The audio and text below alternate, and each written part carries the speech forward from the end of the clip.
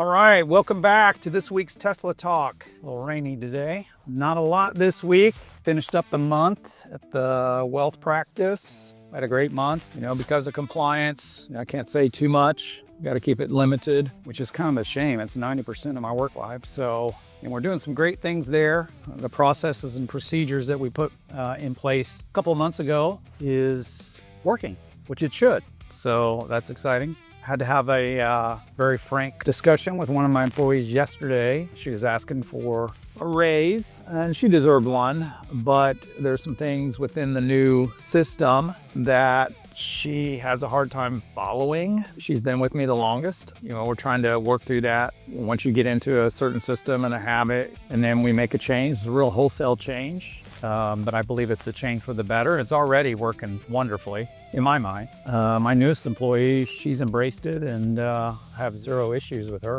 whatsoever. So when I started, the funny thing is when I was talking to my wife about it, because we were talking, I think you've been watching the videos, that she hired a consulting group. They're just now starting to implement some things in her practice. So we were just having a big kind of a discussion on, we've had other consultants in her practice, and there are things that she implemented from those going through those things, but she didn't stick to it. So, we were both agreed that to be successful, you have to do these things on a consistent manner for a very long time. It takes a long time. I think in today's society, everybody wants a quick, because of TikTok and these shorts on YouTube, everybody wants a quick hit, and that's not life. That's not reality of life. It takes time. Even my wealth practice, I started in 2002, had no clients, knocking on doors, trying to get clients to the point where I'm at now, where we've got a machine set up where it's basically bringing in new clients, new people that we've never talked to. And we're trying to implement that at the spa, where we just have a continual flow of new, what we call new, never been to the spa before, not members, never been to the spa. We're trying to set up the flywheel on that. It's working. We just had our mid-year update with Lux, which was awesome. We hadn't had that before that I could remember. So it was awesome. And in my mind, if you're trying to grow the franchise system, you should add more locations. With Lux, they're like, how can we help you? This is what you've got going on. Do we need to train more people? Do we need to help you with your esthetician program? Let's look at some different products. It's kind of like a partner, a silent partner, basically. Obviously they want us to be successful, but they also know that we're owners. We bought the franchise. We're operating the franchise. Their goals of growing have to do with the ones that are already open. We're hoping that they continue to grow, but we all, the thing is these spas only have so many rooms. We only have so many hours of the day. And so there is kind of a ceiling. Their growth mode is getting more franchises built all across the United States. So just a little bit different way of looking at a business. So it's fascinating. But other than that, I did my workout this morning. My knee's still giving me some issues. I went to the driving range this week. Probably shouldn't have, but I love going to the driving range. It's kind of like I said, I put my ear pods in, no one talks to me. I listen to music, whatever music I want. I just hit balls, and it's the simple stuff. But I probably hit too many again, and my knee was giving me some issues afterwards. So today I just did my rowing and my bike, and it is August 1st, so new month, second part of the year, and we've got goals that we're all trying to achieve. I will be honest, I had to do a kind of a self-evaluation. I didn't like my self-evaluation because I'm definitely not doing, and my wife and I had this conversation this morning. I feel like we are two individuals that, I don't know how to explain it. We're not hitting maximum effort. We run businesses and we both run, we both exercise. It's just the two of us. We don't have anybody at the house that we have to take care of except a cat named Dash is our only responsibility at the house. And so I just feel like we're just, again, my book, 28 Summers. And what's the concept? The concept is every year goes by, our time, it's just like the sand in the hourglass, right? It's flowing. It's not going the other way. It's leaving and exiting. And so every summer that goes by, it's exiting.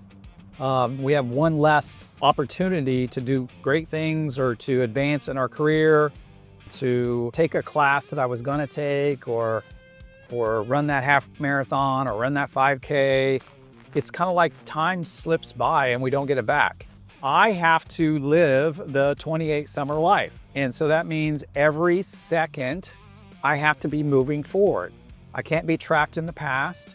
My last video talked about, I had 2 parts to it, about, starting the Massage Luxe franchise and kind of walk through the start to the opening.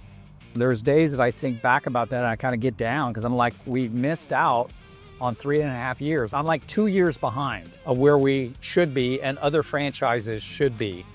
And I am the leader. I have a manager and assistant manager, but I am the leader of that business, just like I am in the wealth management business. I've finally taken that really hardcore leadership position at the wealth management office. I don't want to say I'm mean, but I do have standards and I'm just like, this is how it is. And I see that in my wife's dental offices. She is a dentist. She makes money by putting her hands in your mouth. So there's a lot of things that we let slide because, we're tired. We don't want to deal with it. Is that the battle that we want to fight at this point?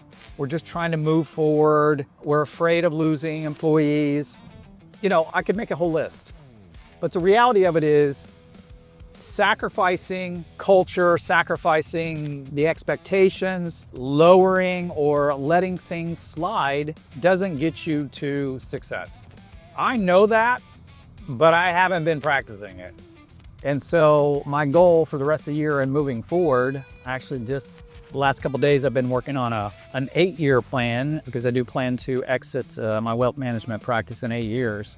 And it takes time, right? Because it's not easy to transfer a large office of assets. And it's just not, hey, someone buys it today and I'm out in 30 days. It'll be probably a year or 2 process of bringing someone in that gets approved and then kind of handing clients off to them. So I've made the effort to kind of reset and say, okay, what are my values? I've got to quit letting things slip with my managers, with my staff at the wealth management office, with my therapists, with my estheticians.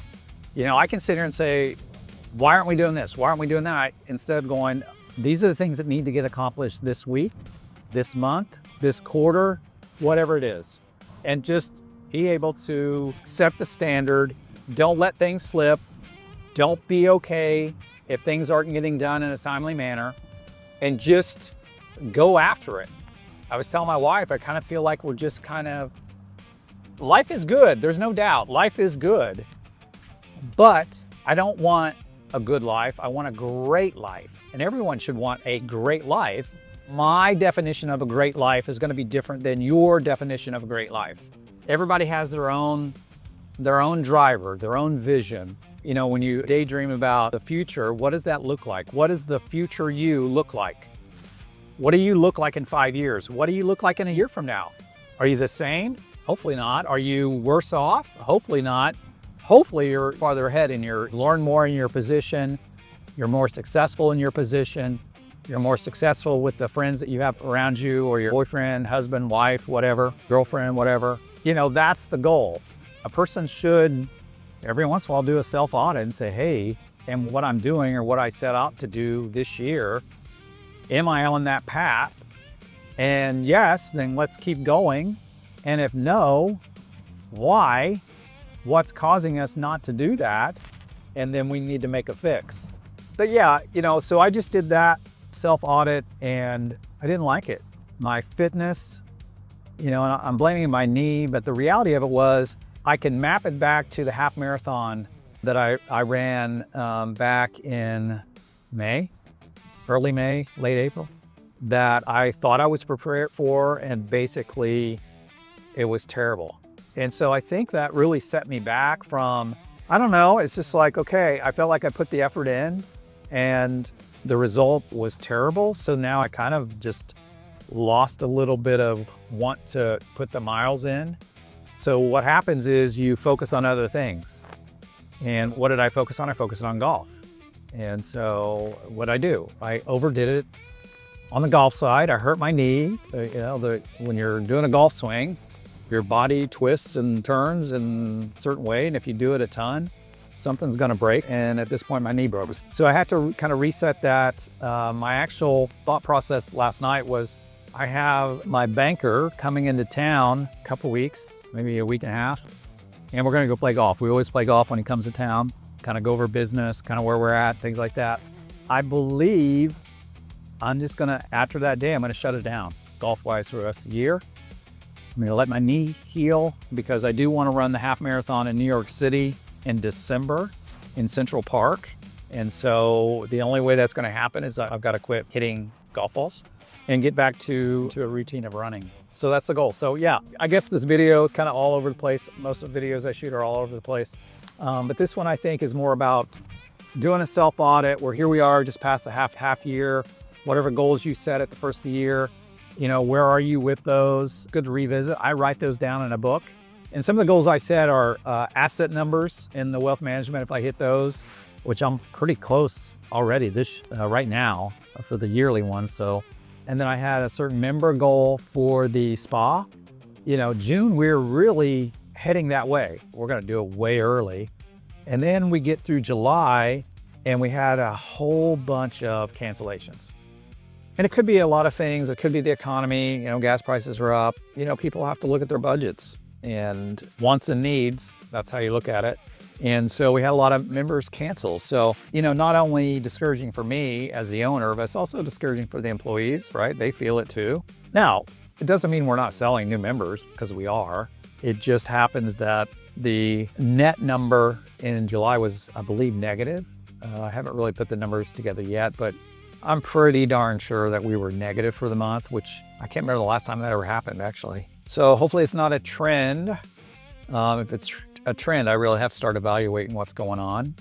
And we got some new therapists, got a couple new front desk girls starting. So that's exciting. It's always nice to have new people in and, you know, get to know everybody and get them going. So today I'm heading to the spa.